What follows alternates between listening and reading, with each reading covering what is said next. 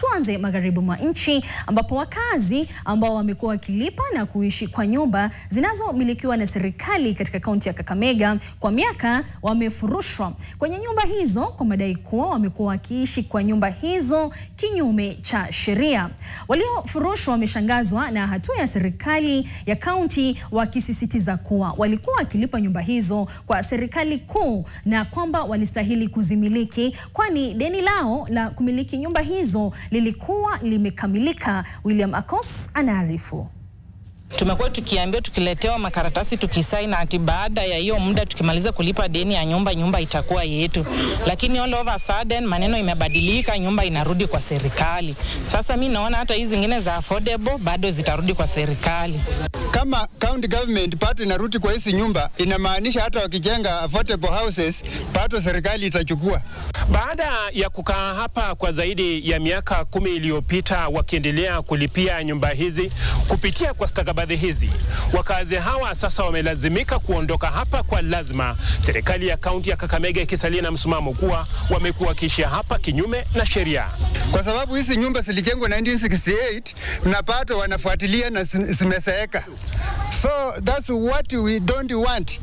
Kutanganywa kwamba wanatujengea manyumba. Nyumba hizi zikitaka sasa kumilikiwa na wafanyikazi kutoka kwa serikali ya kaunti ya Kakamega. The houses are county houses, and because they are county houses, they were built specifically to house county staff.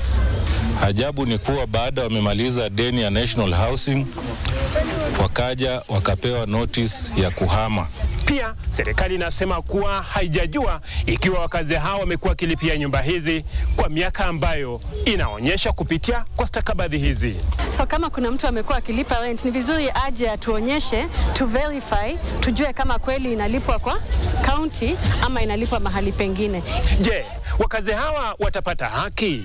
Na je, fedha ambazo wamekuwa wakilipia nyumba hizi kwa miaka hiyo yote zimekuwa zikielekea wapi? Sasa tumepata watu wamekuja kama machambasi, wamekonga milango, wamepomoa milango, kila kitu iko wazi, madirisha hata mtu hawezika. Sasa ndio tunashangaa ni vitu gani yenye nafanyika hapa Kakamega.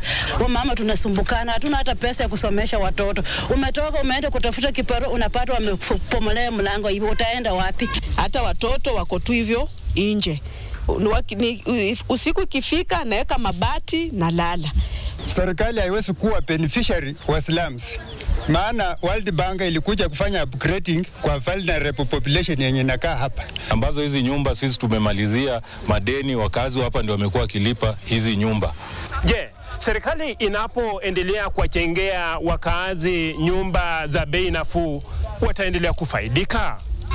William Akos, NTV Mashinani, nikiwa katika mtaa wa Majengo viungani mwa mji wa Kakamega, kaunti ya Kakamega.